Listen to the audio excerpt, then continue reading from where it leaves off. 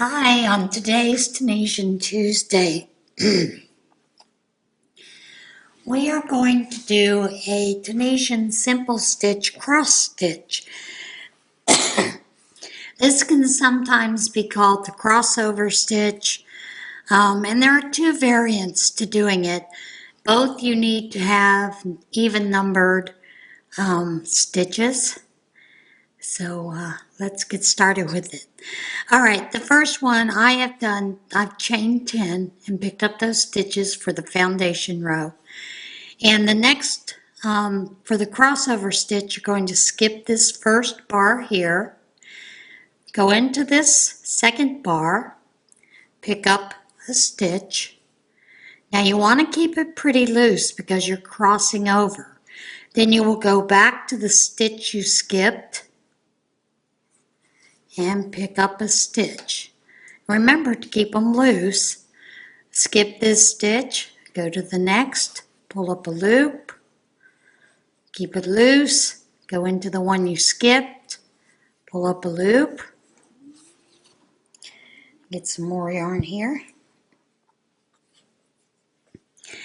Now we're going to skip this bar again, go into this next bar, pull up a loop, and then we'll again pick up the one that we skipped. Same thing here, skip this stitch, go into the next, pull up a loop, then pull up a loop for the one that we skipped.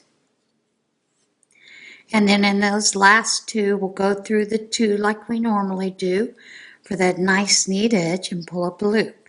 Now the return pass is the same, it's normal pass, which is chain 1, yarn over, pull through 2, yarn over, pull through 2, yarn over, pull through 2, yarn over, pull through 2, and you'll do that all the way to the end.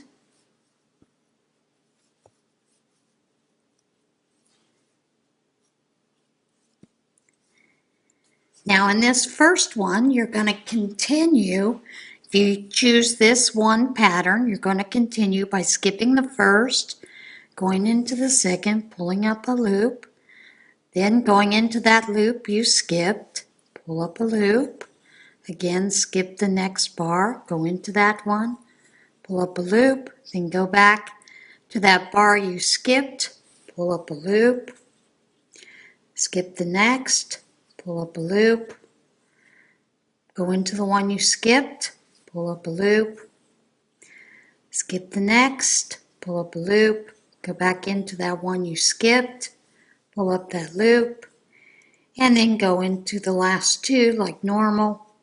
Return passes as normal, chain 1, then yarn over, pull through 2,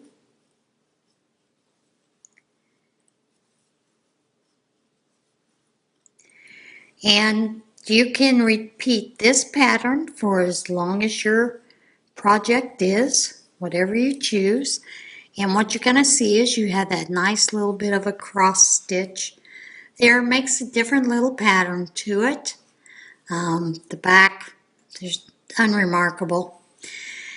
Now, there is a second way to do this, and what it does is it offsets those cross stitches just by a little bit. And basically what you do is you go into that next stitch and do a Tunisian simple stitch, pull up a loop, then you'll skip the next stitch, go into this next stitch, pull up a loop.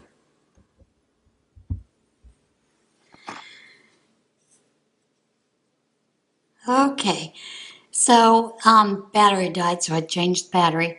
So you want to go back into that one you skipped, pull up a loop, skip the next, pull up a loop, go into the one you skipped, pull up a loop, and these are all Tunisian simple stitches. Again, go into the one you skipped, pull up a loop. Now you skip one, then pull up a loop, and then go back into the one that you've skipped, pull up a loop.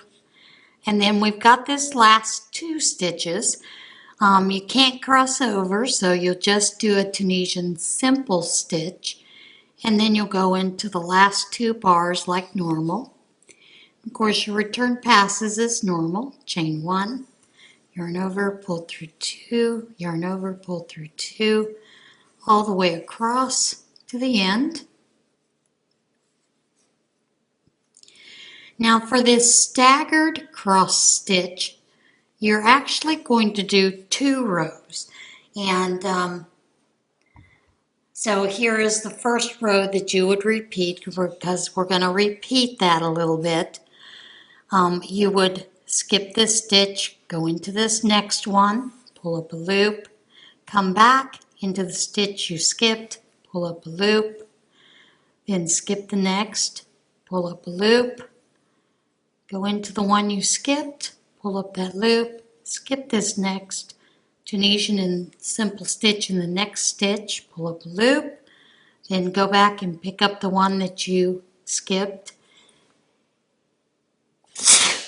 Excuse me, sneezy, sneezy. Then again, you're going to skip the next stitch, pull up a loop, then go back and pick up that stitch that you missed, pull up the loop, then go through the last 2 and pull up a loop. Turn past, chain 1, yarn over, pull through 2, yarn over, pull through 2, all the way across.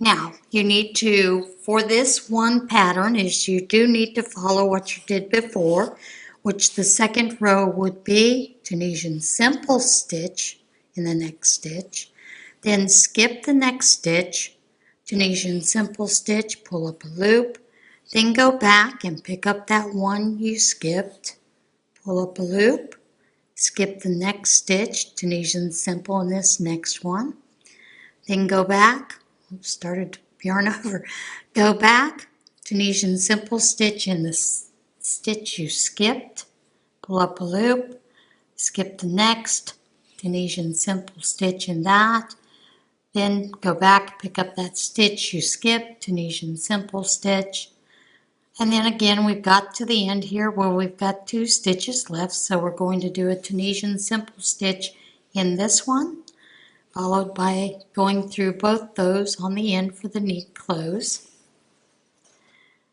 And get some more yarn here. And then you would do your normal return pass, which is chain 1.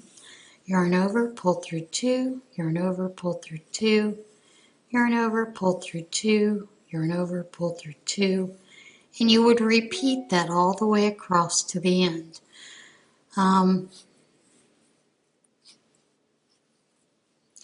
I hope you can see how one offsets the other by a little bit. Down here, these 3 rows, I did the Tunisian cross stitches all the way across. And then these rows here, I have offset them a little bit each time.